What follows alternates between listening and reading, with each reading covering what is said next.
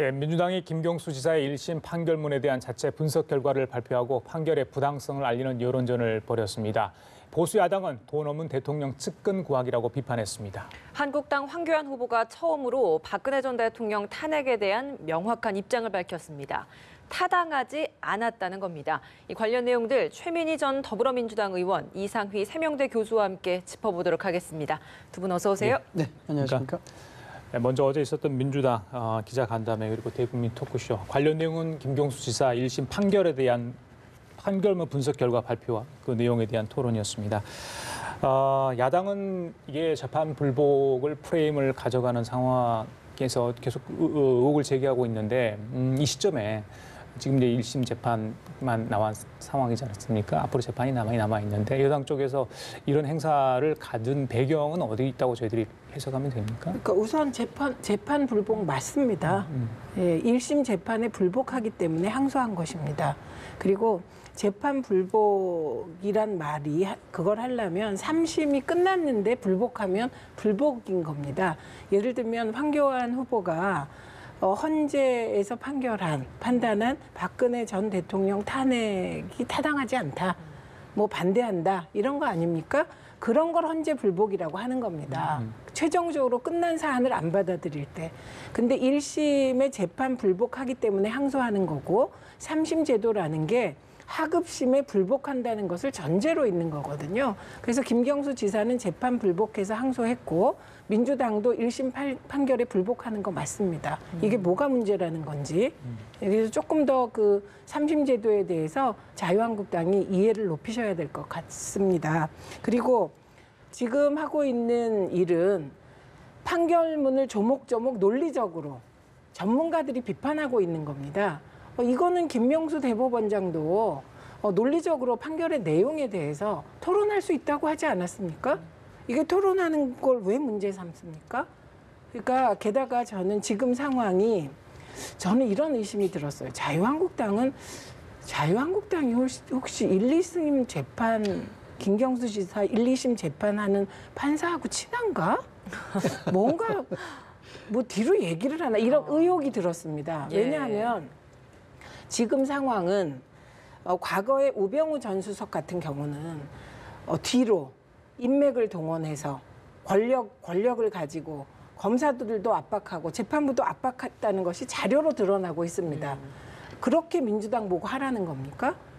저는 그런 과거의 잘못된 행정부의 청와대의 사법부 압박, 직권 남용은 없애고요. 이렇게 공개적으로 토론하고 재판에 대해서 이런 식으로 사법부 견제를 하는 것은 필요한 일이라고 생각합니다. 왜 뒤에서 압박을 하는 게 아니라 앞에서 공개적으로 논리적으로 토론하는 것, 이거는 권장할 만한 사안이고요. 그리고 지금 사법농단으로 민주주의의 보루가 무너진 상황입니다. 그래서 이 사법부를 다시 세우는 것은 사법부 내에 정의로운 판사들이 장기적으로 해나갈 거라고 봅니다. 근데 잘못된 판결에 대해서 논리적으로 토론하는 이 과정에서 저는 사회적으로 많은 분들이 사법부도 저렇게 토론에 의해서 견제될 수 있구나. 사법부가 성역이 아니구나. 예, 그리고 민주주의를 위기에 빠뜨린 사법부에 대해서도 입법부가 견제해야 되는구나. 예, 이런 생각을 하셨으면 좋겠습니다.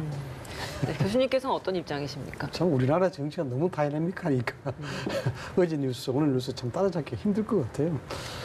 민주당의 입장부터 말씀을 드리자 그러면 굉장히 이제 중대한 입장에 있다고 이렇게 봐야 됩니다. 이 사건 자체가 확산이 되고 여론화되고 비판의 수위가 점점 높아진다면 첫 번째 정권에 대한 정당성에 대한 문제가 생길 수가 있겠죠. 합법적인 어떤 정권에 대한 획득이 아니고 다른 어떤 댓글로 인한 어떤 정권 획득이라는 정당성 문제가 될 수가 있습니다. 그다음 두 번째로는 역시 문재인 대통령과 연관성 이런 부분들이 수사를 통해서 나타날 경우 여기에 대해서 상당한 파장이 일 수가 있다는 점 이런 것들이 문제가 되겠고 그 다음엔 지금까지 추진해왔던 적폐청산에 대한 명분 이런 것들이 한꺼번에 희석이 될 수 있다. 이것이 물거품될 수 있다. 이런 어떤 절체절명의 위기적 순간이다. 이렇게 이제 판단하는 것 같아요. 그래서 어제도 보면은 외부 율사들 중심으로 해서 여기에 대해서 판결에 대한 조목조목 반박을 했습니다. 이 외부 율사들을 동원했다는 것은 결국 이것이 정쟁을 위한, 그러니까 당내의 어떤 의견이 아니고 외부 시각으로서 이 재판에 문제가 있다, 이런 부분들을 좀 도드라지게 만들기 위한 그런 것이 아니냐. 그런 측면에서 일종의 그 외부에 대한 재판에 대한 여론을 좀 더 확산시키겠다는 그런 노림수가 충분히 있다, 이렇게 읽혀지는 부분이죠. 그래서 지금 나오는 것은 뭐 사법부의 개혁 이런 부분도 중요합니다만은 이런 김경수 재판에 대한 부당성, 그래서 이 부분은 사법 개혁을 염두에 둔 사법부의 보복적 재판이다, 이런 것들을 몰고 가기 위한 어떤 형편이다, 이렇게 이제 해석이 될 수가 있습니다. 방금 우리 최 의원님께서 말씀하신 부분도 충분히 뭐 제기될 수 있는 그런 이야기라고 볼 수가 있습니다만, 이 사안은 이렇게 좀 봐야 될 것 같아요.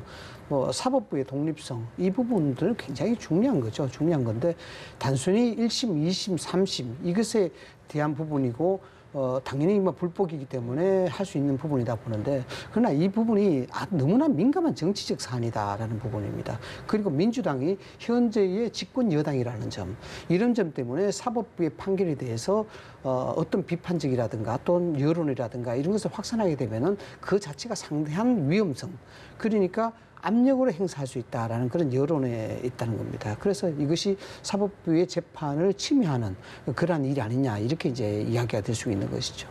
근데 사법부 독립성이라는 거, 그 사법부 독립성의 목표가 뭐냐? 그게 사법부를 독립시키기 위한 거냐? 아닙니다. 사법부 독립의 목적은 법적 정의를 실현해서 국민적 인권을 지키기 위한 것입니다. 그런데 양승태 사법부가 스스로 사법부 독립을 훼손하고 박근혜 청와대와 사법농단을 자행했다는 건 이미 자료로서, 근거로서 밝혀진 것이거든요. 그래서 지금은 사법부 독립을 논할 때가 아니고 사법부 개혁을 논할 때입니다. 그런데 자유한국당이 왜 사법농단을 감싸는지 저는 그 점 이해할 수 없고요. 그다음에 저는 민주당이, 그리고 김경수 지사가 잘못된 재판에 대해서 논리적으로 비판하는 게 그게 사법부 독립 훼손이라면 정말 판사들이 내는 판결에 대해서는 누구도 문제 제기를 할 수 없다는 겁니까? 저는 김경수 지사가 1심 재판에 불복하고 그 잘못된 판결이다라고 조목조목 법적으로, 법적 논리로 대응하고 또 율사들이 그렇게 대응하는 것은 이것 또한 보장된 피의자의 권리고요. 네, 그래서 사법부를 성역화하는 건 저는 그거는 또 하나의 성역으로 다시 사법농단이 되풀이될 수 있다, 이렇게 이 상황 생각합니다. 자체가 잠깐만요. 전 정부의 사법농단 그런 게 있었기 때문에 더더욱 이런 의문과 이런 상황이 벌어지지 않나 싶어요. 제가 최 의원님께 여쭤볼게요. 1심 재판부 결과에 대해서 일단은 신뢰하지 않는다는 건 아니겠습니까? 그러면 만약에 2심에서 민주당이 원하는 결과가 나왔다. 그건 이제 100% 수용을 하겠죠. 그런데 지금 상황에서 민주당이 이렇게 만약에 여론전을 하고 있는 상황에 압력을 가한 것으로 비춰질 가능성은 전혀 없겠습니까? 2심에서 무죄랄지. 그러니까 민주당이 바라는 결과가 나왔을 경우는 그 부분은 어떻게 보십니까? 판사들이 이걸 압력으로 받겠습니까? 그렇다면 판사 자격이 없는 것이죠. 스스로 정치적인 거라고 인정하는 것이죠. 그래서 제가 말씀드리는 건 지금 자유한국당은 헌재에서 판결이란 탄핵에도 불복하는 상황입니다. 이게 비판받아야 될 것이죠. 재판이 진행되는 과정에서 저는 재판관들이 법적 정의에 따라 판결을 떳떳하게 하라는 겁니다. 그런데 지금 문제가 되는 것은 양승태 키즈라고 분류된 분들이 재판을 하고 있다는 거예요. 민감한 정치 재판을. 이건 어떻게 생각하십니까? 그 양승태 키즈라고 분류된 분들이 있어요. 그리고 사법농단에 연루됐다고 생각하는 현직 판사들이 뭐 몇십 명 된다는 거 아닙니까? 그런데 이런 분들이 지금 계속해서 정치 재판을 하고 있다면 이걸 누가 믿을 수 있겠습니까? 사실 이 부분도 고려해야 될 요인입니다. 참 난감한 문제입니다. 이런 부분들은 뭐 어떻게 보면은 또 1700년도에 존 로크가 이야기한 이권 분립을 이야기하는 것 같아서 상당히 좀 난감하다는 생각이 드는데, 결국 우리나라는 삼권 분립을 이야기하고 있습니다. 지금까지 사법에 대한 부분들이 대중들, 즉 국민들로부터 많은 불만이 제기가 되어서 왔던 것이 사실입니다만, 그럼에도 불구하고 사법부의 재판 결과에 승복할 수 있는 문화, 승복하는 그런 문화 자체가 결국 이 상급분립을 존중해야 된다는 대중적 심리가 작동했기 때문에 그런 거라고 보여지는 것입니다. 그래서 문제는 이 부분이 정치 권리에 개입했다는 그런 문제입니다. 어떻지 이것이 의도했든 의도하지 않았든 국가가 사실상 개입을 하지 말아야 될 부분이 두 가지 부분 아니겠습니까? 외교 안보 분야, 즉 국방부 분야, 그리고 사법에 대한 분야입니다. 이런 부분이 말씀을 드렸듯이 의도했든 의도하지 않았든 자칫 이야기하게 되면 여기에 개입하는 소지가 되는 것이고 이런 것들은 상당한 파장을 낳게 됩니다. 어떤 파장이냐 그러면은 지금 민주당이 집권 후에 계속 지속적으로 시행되고 있는 사법개혁에 대한 문제. 뭐 사법개혁에 대한 문제는 당연히 정의적 차원에서 어느 정도 실현이 돼야 되겠죠. 그러나 이런 부분에 있어서 재판에 대한 불복 그리고 이 불복에 대한 여론을 확산시키게 되면은 민주당이 추진해온 이 사법개혁에 대한 정당성 자체가 상당히 훼손될 우려가 있습니다. 이런 부분에 대해서도 어쩌면 정무적 실기를 할 수 있다는 그런 점을 고려를 해봐야 된다는 말씀입니다. 아니 그거 아니죠. 제가- 논리적 토론은 허용돼야 합니다. 예, 제가 좀 그리고 정리 좀 오병우식으로 뒤에서 판사를 만나고 조정하고 임종원 전 차장이 했던 그런 식의 행태가 사법농단이고요. 모든 판결에 대한 법적 토론, 논리적 토론은 허용되어야 합니다. 그 사법부의 독립이라는 민주주의의 가치, 원칙은 지켜줘야 되는데 기존에 잘못된 판단, 잘못된 재판이 있었기 때문에 그 부분에 대한 어떤 견제 장치, 혹은 견제 어떤 비판 여론은 충분히 토론돼야 되고 논의돼야 한다 이렇게 보시는 거 아니겠습니까? 네. 예, 그런 정도로 정리를 하도록 하겠습니다. 환경부 블랙리스트 이야기 좀 하겠습니다. 의혹 관련해서 검찰이 계속 수사를 중에 있고요. 김은경 전 환경부 장관에서 출국 금지 조치까지 내렸습니다. 수사는 계속 진행 중인데 김태우 전 수사관이 발표했던 내용들이 좀 하나씩 좀 드러나는 이런 상황인데 청와대와 여당의 입장은 지금 저희들이 보도를 통해 전달을 받았거든요. 이 부분은 어떻게 좀 볼 수 있습니까? 일단 블랙리스트라는 말을 붙이는 건 네. 야당이 자신들이 블랙리스트를 했기 때문에 정상적인 업무까지 혹시 블랙리스트가 아닐까? 이렇게 생각하는 겁니다. 지금 블랙리스트에 대한 개념 규정이 잘못됐습니다. 블랙리스트란 본래 노동계를 탄압하기 위하여 그때 군부 권위주의 정권 하에서 기업주들이 만든 거 아닙니까? 기업주와 노동 탄압 기구가 만든 것인데 그거는 노동자가 노조를 만들어요. 그러면 노조를 만든 노동자를 해고하면서 다른 공장에 취직하지 못하도록 리스트를 작성한 게 블랙리스트입니다. 이게 이명박 정권이나 박근혜 정부 하에서 이렇게 저렇게 있었다고 추정되는 블랙리스트들 다 드러난 거 아닙니까? 그러니까 직권 남용으로 누군가를 자르고 그리고 그 사람에 대해서는 어딘가 취업을 못하게 한다든지 그다음에 문화예술계 인사들을 블랙리스트를 만들어서 직업을 못 먹고 살게 한 거 아닙니까? 이게 블랙리스트예요. 그런데 새 정부가 들어서서 환경부에 있는 산하기관의 정무직 자리에 대해서 임기를 알아보고 이게 뭐가 문제입니까? 이게 지금 여론 지형이 너무나 잘못됐고 지금 블랙리스트라고 계속 말씀하시는 건 얼토당토 아닌 지속적인 것입니다. 감사 지시 그 부분은 물론 이제 정확한 명확하게 드러나야 되지만 네. 그 부분은 어떻게 보세요? 지속적인 물론 감사 지시가 사실인지는 모르겠지만 그렇죠. 예. 예를 들면 지금 문제되는 건 한두 분이에요. 그리고 나머지 분들은 임기를 다 마쳤고요. 예? 그 문제가 된 환경부 산하기관의 정무직 이사들이 대부분 임기를 마쳤습니다. 그리고 임기를 마치지 않은 분도 몇 개월 놔두고 그만둔 거 아닙니까? 예. 이걸 가지고 이렇게 문제 삼는 거는 좀 자유한국당 가슴에 손을 얹고 생각해 보셔야 돼요. 이전에 어떻게 예. 운영을 했는지. 지금 최대한 절차에 따라 깔끔하게 하려고 애를 쓰고 있는 것으로 보입니다. 네, 교수님도 한 말씀 해주시죠. 이 적폐 리스트, 즉 블랙리스트에 대한 부분들을 어떻게 해석해야 될지 모르겠습니다만 사전적인 용어로서 보면 수사기관이 예의주시하는 동향, 그러니까 문제성이 있는 사람들을 동향하는 그런 의미로 블랙리스트라고 이야기합니다. 이것이 이제 문재인 정부에서도 전 정부에 대해서 블랙리스트를 이야기했고 지금 또 야권도 그대로 이제 블랙리스트라고 이야기하고 있는데 이 부분에 대한 정의적 평가는 사실상 지금 상황으로서 내리기 힘들지 않느냐는 게 제 생각이고요. 이 인사에 대한 부분은 특수성이 없지 않아 있긴 있습니다. 청와대 입장은 그 나름대로 뭐 설득력이 없지 않아 있죠. 왜냐 그러면은 이 청와대가 대통령이 국민의 투표로 선출될 때는 뭐냐면은 그 사람이 가지고 있는 그 정부가 가지고 있는 그 정치 세력이 가지고 있는 철학과 이념에 동조하기 때문에 예. 투표를 한 것 아니겠습니까? 그러면은 국정도 그 신념과 철학에 맞는 사람들이 진영을 갖춰줘야 된다라는 게 사실 맞습니다. 그러나 그럼에도 불구하고 대한민국의 정치 현실과 정서 자체가 그렇지 못하기 때문에 정권마다 바뀌게 되면 이런 문제가 계속 부딪히게 되는 그런 문제입니다. 이 사실 자체는 어떤 파장으로 흐를지는 좀 더 지켜봐야 되겠습니다만 충분히 정치적으로 공방에 대한 부분이 있을 수밖에 없는 부분입니다. 왜냐하면은 문재인 대통령이 사실 대선 후보 때부터 시작해서 이런 블랙리스트에 대해서 가차없는 어떤 단호한 입장을 많이 보여왔습니다. 사실상 다음 정부에서는 이런 블랙리스트로 인해서 피해받는 사람이 절대 없도록 하겠다라는 그런 부분들을 강요해왔고 그런 가운데서 이러한 블랙리스트를 의심할 수 있는 정황적 증거가 나왔기 때문에 야권의 입장에서 이것을 공방을 벌일 수밖에 없는 그런 상황이고요. 그다음 예. 두 번째로는 김영건 전 장관의 태도였습니다. 작년에 한노회에서도 출석해서 뭐 공개 비공개적으로 그런 얘기를 했습니다. 나는 인사권을 행사한 적이 없다라고 이야기했었거든요. 이 얘기 자체는 부처의 주무장관으로서 대중들에게 충분하게 오해를 할 수밖에 없는 그런 사안입니다. 그러면은 장관이 인사를 안 하고 누가 인사를 했단 말이냐 이런 등식이 성립될 수밖에 없겠죠. 그래서 이 논란 자체가 인과관계가 형성이 될 수밖에 없다.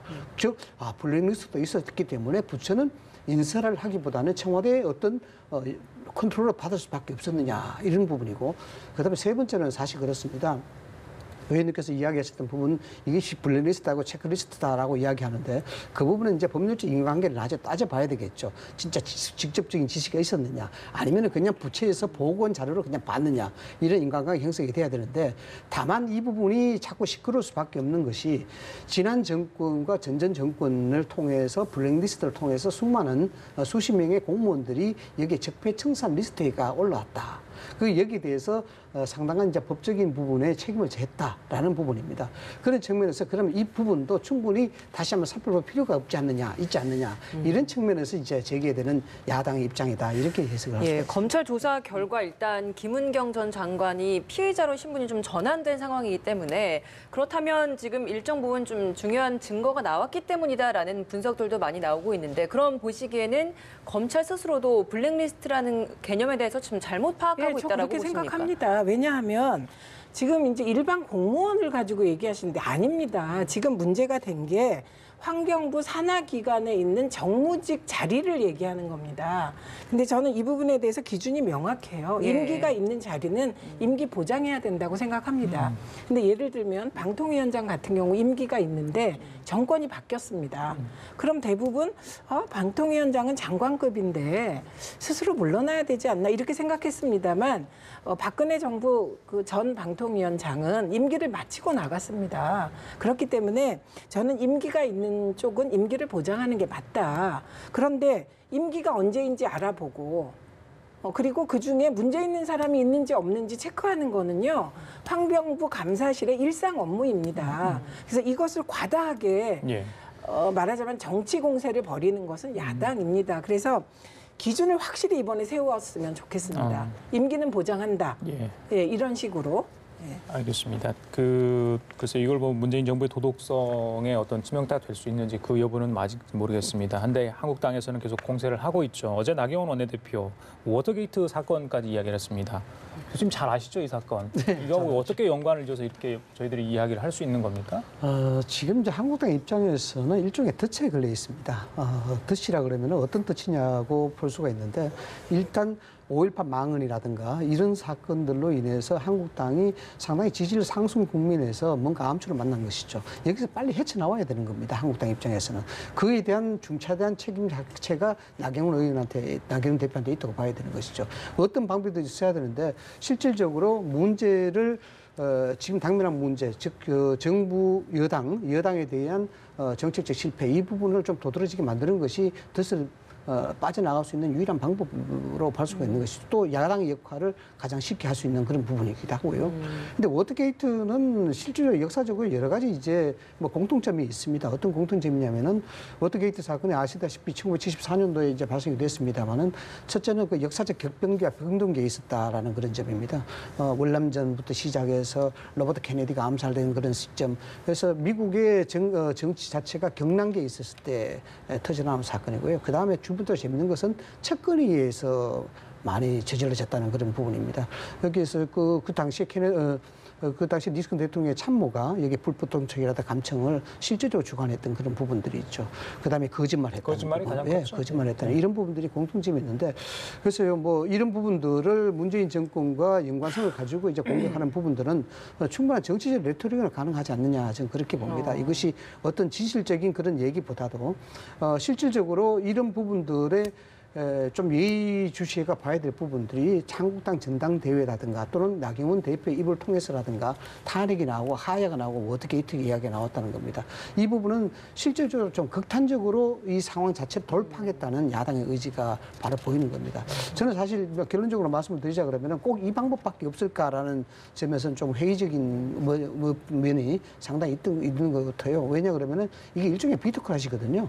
무조건 어떤 그 정파적 이익에 있어서 상대방 을 반대하는 거기서 비판하는 어떤 형태로 나타나기 때문에 이 부분은 좀 적절치 않는 그런 발언이면은 틀림없다라고 극단적인 돌파 방법이었던 것 같다. 네, 한 말씀 해주시죠. 그러니까 나경원 대표가 나이가 많으신 거예요. 워터게이트 그러면 그걸 알아듣는 나이대가 적어도 저희들 정도 돼야 알아듣지.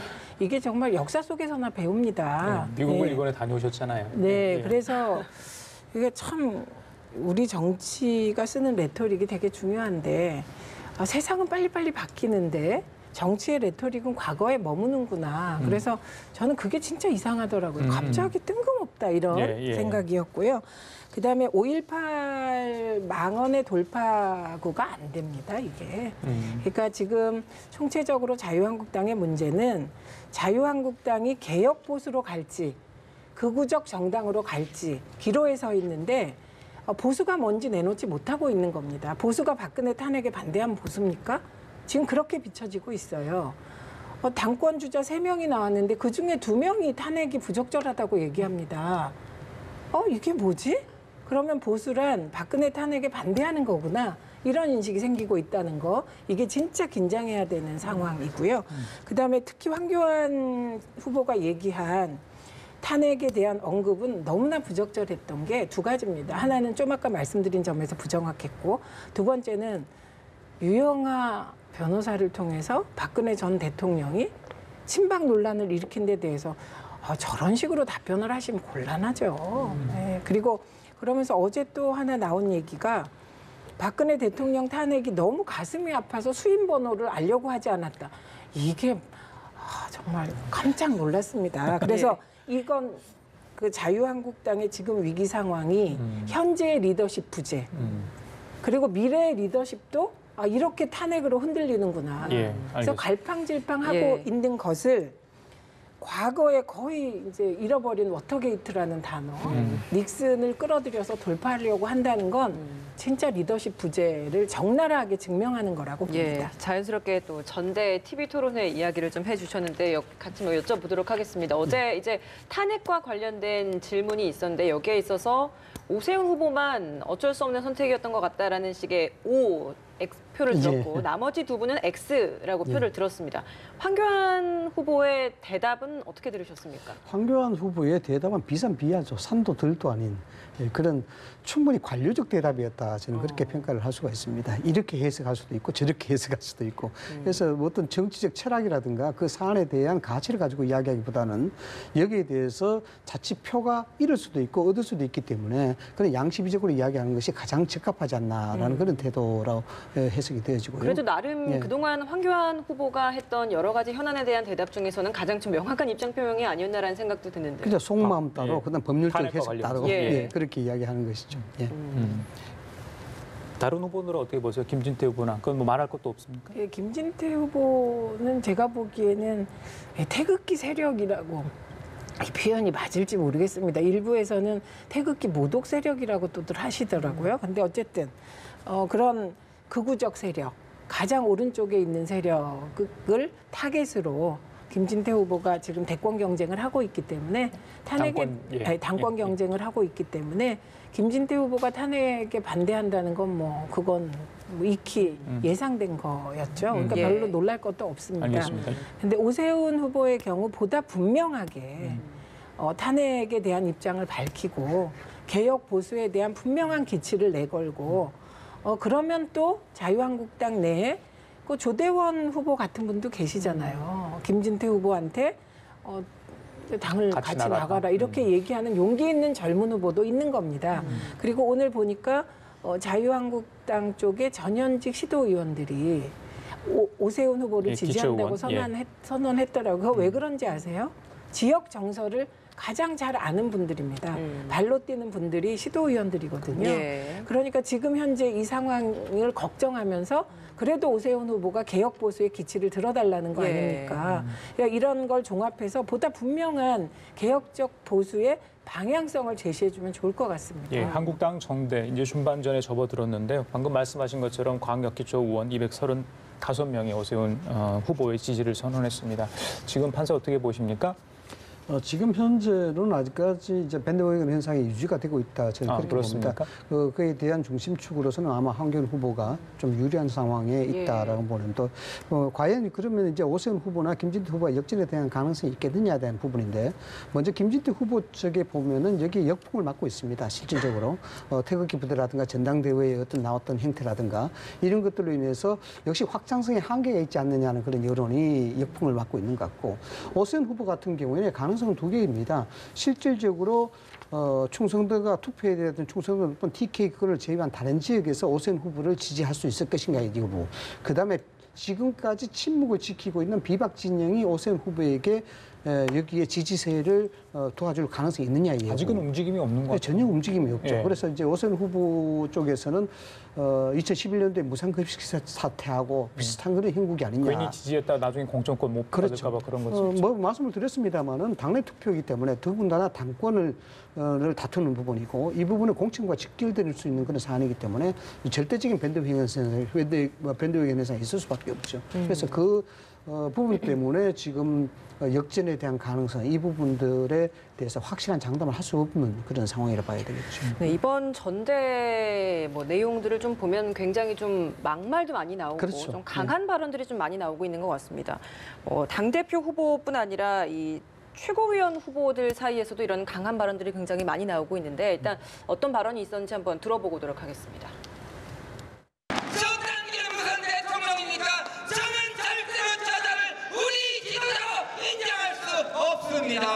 저에게 90% 이상의 표를 몰아주시면 문재인은 반드시 탄핵될 것입니다. 예, 먼저 교수님께서 이야기해 주실래요? 어떻게 되셨습니까? 이제 청년 최고위원 나온 잘못된 거죠. 예. 잘못된 거고, 정치를 저렇게 할 수 있겠냐는 생각이 듭니다. 우리 동네에 과일 가게가 하나 있는데요. 과일 가게가 상당히 장사가 잘 됩니다. 그런데 그 주인이 굉장히 거칠거든요. 호객 행위를 하는데 저 사람이 고객에게 물건을 팔 생각이 있는 사람인지 의심할 정도로 굉장히 거칠은 은사를 씁니다. 예. 그럼에도 불구하고 장사 잘 돼요. 왜냐 그러면은 그 물건을 사보면은 믿을 수 있다는 겁니다. 그리고 이 주인이 그 과일에 대해서 확고한 철학이 있습니다. 당도가 어떻다든가 어디서 왔다든가 여기에 대해서 해박한 지식을 가지고 있고, 자기가 거기에 대해서 물건에 심정적으로 확고한 신념을 가지고 있다. 이런 점에서 우리 동네 과일가게가 잘 됩니다. 제가 왜 이 말씀을 드리냐 그러면은 이제 김준규 37세입니다. 예. 이제 정치 신인이라 봐야 되겠죠.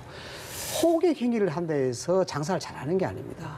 호객 행위만 배웠어도 장사가 잘 되는 것도 아니고요. 그래서 그 물건에 대한 가치와 거기에 대한 철학과 신념이 수반이 돼야만이 장사를 잘할 수 있는 것이죠. 그래서 저희 그 동네 과일 가게의 주인 사장은 호객 행위는 좀 부족하더라도 거기에 대한 철학과 신념이 있기 때문에 장사가 잘 되는 거거든요. 김준규 후보의 저런 막말을 보면서 저 사람은 호객 행위만 배워왔구나. 이런 것들은 지금까지 보여준 전체적인 정치권의 선배들이 그렇게 해왔기 때문에 그걸 그대로 배우고 있지 않느냐라는 생각에서 좀 안타까웠다. 최임 저 정도면 당 선관위에서 뭔가 조처를 좀 해야 되는 거 아닌가요? 지난번 조대 의원 경고도 하고 그랬더라고요. 다른 민주당에서는 어떻게 좀 생각하고 저게 계시나요? 이상한 지점입니다. 그러니까 김준규 후보가 저 발언뿐만 아니라 계속해서 오직 그 콘텐츠가 탄핵입니다. 그리고 대한민국 대통령 모독입니다. 예, 그런데 그 부분은 놔두고 조대원 후보를 당에서 경고를 하더라고요. 자유한국당에서. 그래서 그 조대원 후보가 좀 의아하잖아요. 그래서 이유를 얘기하는 걸 들어봤더니, 언론에 나온 걸 봤더니 예. 김진태 후보와 함께 데리고 당을 나가라 하지 않고 김진태 데리고 나가라. 그래서 김진태 후보를 존중하지 않았다는 게 이유가 아니겠냐 이러고 있더라고요. 반말을 했다는 이유. 네, 예. 이게 말이 됩니까? 지금 제가 보기에는 자유한국당 전당대회가 처음에는 태극기 세력, 태극기를 든 세력에 의해서 극우적 정당 같은 이미지, 발목이 잡혔다면 지금은 이 김준규 후보의 저런 발언에 발목이 잡혔다고 생각을 합니다. 예. 그리고 김준규 후보를 경고하지 않고 조대원 후보를 경고했다는 것이 자유한국당의 리더십 부재, 흔들리는 좌표를 적나라하게 보여주는 것 같습니다. 예. 한국당에 더 이상 개혁 보수 설당이 없어 보인다. 김현철 씨가 했던 이야기입니다. 최근에 합동연설에 대구에서 보였던 욕설, 고성 이런 거. 글쎄요, 많은 분들 정말 자유한국당이 잘 되길 바라는 분도 있을 거 아닙니까? 제1야당으로서. 그렇죠. 네. 그런데 많은 실망감을 지금 현재까지 주고 있어요. 앞으로 합동연설 한 2번 정도 남았던 것 같은데 지금의 모습 어떻게 좀 봐야 되는 겁니까? 저는 굉장히 좀 심각하게 봅니다. 뭐냐 그러면 저도 뭐 평론가이기 전에 실망을 참 많이 하고 있는 입장인데 아마 저는 보수 진영이 한나라당 전당대회를 계기로 해서 세 갈래로 쪼개지지 않겠느냐. 저는 그렇게 세 사실 갈래로? 네. 전망을 하고 있습니다. 지금 현재로서는 범보수 진영이라 그러면 바른미래당 그리고 한국당 이 정도로 두 갈래로 쪼개져 있습니다만은 전당대회에 대한 결과에 따라서 세 갈래로 쪼개질 수가 있다. 뭐 간단하게 말씀을 드리자면 이렇습니다. 소설적인 얘기고 좀 가상을 전제로 이야기한다 그러면은 만약에 황교안 전 총리가 당권을 잡았을 경우를 상징해 볼 수가 있다는 겁니다. 이 부분은 뭐냐 그러면 여기에 유영하 변호사가 했던 얘기가 오버랩 될 수가 있는 것이죠. 예. 왜 하필 유영하 변호사가 박근혜 전 대통령의 워딩을 빌어서 황교안 전 총리를 공격했겠느냐라는 부분입니다. 이 부분에 대해서는 쉽게 이야기하자 그러면은 황교안 전 총리에 대해서 전체적으로 거기에 출석을 하지 말라라는 얘기입니다. 그럼 친박은 친박 나름대로의 독립성을 가져라라고 하는 그런 메시지로 봐야 되는 것이죠. 그렇다 그러면 황교안 전 총리가 당권이 된 후에 총선을 지휘해야 되는데 여기에 대해서 독립적 기반 세력이 없습니다. 그렇기 때문에 친박 진영으로부터 도움을 받아야 되는 것이고 또한 비박 진영으로부터 도움을 받아야 되는 것입니다. 그러나 여기에 절대적 원칙이 하나 있죠. 뭐냐? 당을 쇄신해야 된다는 거, 총선을 준비해야 된다는 거, 친박에 대한 이미지를 없애야 된다는 거. 여기에 관련해서 김진태 의원이 유의미한 후보로서 득표를 했을 경우에는 친박의 색깔을 가지고 이탈할 수가 있다라는 겁니다. 그렇게 되면은 박근혜 전 대통령의 향후 행보 그리고 바깥으로 나올지 안 나올지는 모르겠습니다만 그에 대한 현실적인 상태를 감안한다 그러면은 한국당을 제외한 바른미래당을 제외한 친박 성향의 정당이 하나 정도 더 생길 가능성이 있다. 이미 대한애국당이 있지 않나요? 그러니까 이제 발전적 해체가 될 수가 있겠죠. 소설을 쓰자면 예. 그렇습니다. 그래서 이 부분이 한국당 전당대회가 그만큼 예민하고 아주 민감하고 중요성이 있다. 범보수 진영에서. 그래서 이 한국당 전당대회 황교안 전 총리의 출마 여부가 헬게이트가 될 것인가 말 것인가에 대한 논란이 그 당시에도 있었던 부분의 이유 중에 하나입니다. 나경원 원내대표 같은 경우에는 지금 저기 자막도 나옵니다만 일부 이상한 모습은 있었지만 우리 당 충분한 자정 능력이 있다라는 이야기를 하고 있거든요. 당 지도부가 저런 말을 하고 있는데 저 발언은 좀 어떻게 보셨습니까? 자정 능력을 사실상 지금 상실했죠. 왜냐 그러면은 첫 번째는 비대위입니다. 비대위원장이 김명준 위원장이 전당대회를 통해서 야요와 여기에 대해서 질타를 받았습니다. 이 이유가 왜일까? 단순히 태극기 부대에 대한 왜곡된 어떤 그런 걸로 봐야 될 것이냐? 그건 아닙니다. 뭐냐 그러면은 비대위원장이 사실상 당의 비상 상황에서 비대위원장이 됐다는 것은 당면한 현실적 과제를 해결하라는 것이었거든요. 여기에 대해서 스트레스가 왔다 갔다 했기 때문에 당면의 현실을 해결하지 못했습니다. 그것이 뭐냐 그러면 인적 청산이었거든요.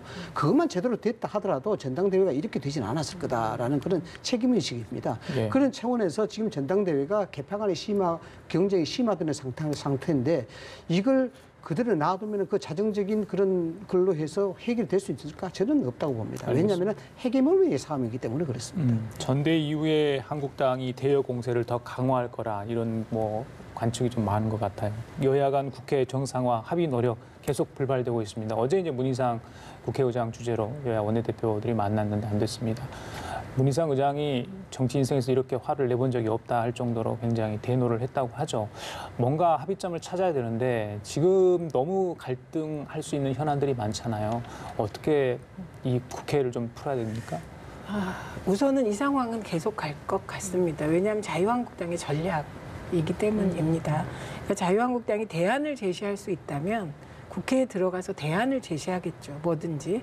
그러나 흔들기가 목적이라면, 흔들기에 따른 반사이익이 목적이라면 상황을 풀 생각이 없다고 보입니다. 예를 들면 지금 마지막 쟁점으로 국회가 열리지 않는 쟁점이 참 터무니없는 겁니다. 뭐냐면 자유한국당은 손혜원 의원 개인을 콕 찍어서 국정조사를 하자는 겁니다. 자, 정치대담 여기서 마쳐야 될 것 같습니다. 지금까지 최민희 전 더불어민주당 의원, 이상희 세명대 교수와 함께 얘기 나눠봤습니다. 오늘 고맙습니다. 말씀 잘 들었습니다. 감사합니다. 감사합니다. 예.